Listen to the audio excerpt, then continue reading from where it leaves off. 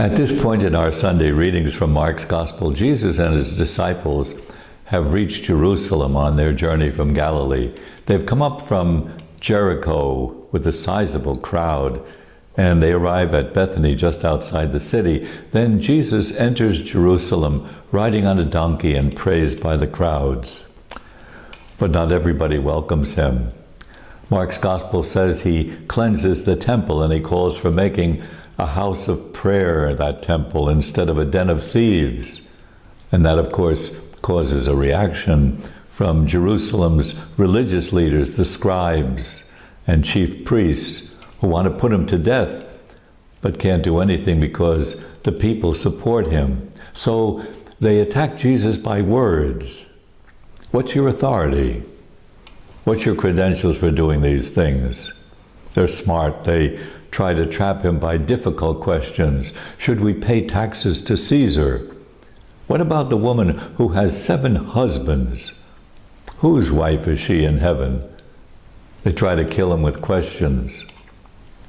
But then Mark's Gospel, which we hear today, interrupts those questions by introducing a scribe who's impressed by Jesus' answers and sincerely wants to listen to him. What's the greatest commandment? He asks.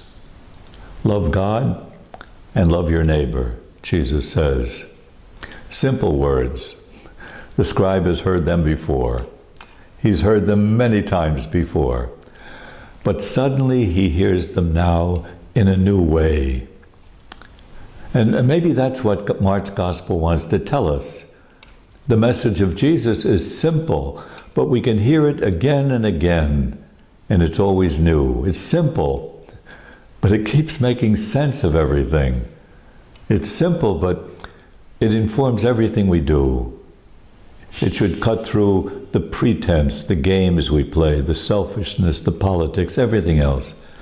Everything is to be done with love. St. Paul says that in his letter to the Corinthians. If I don't have love, everything else is meaningless, he says. The scribe must have realized that as he talked to Jesus. He must have seen love in the one before him. And so should we.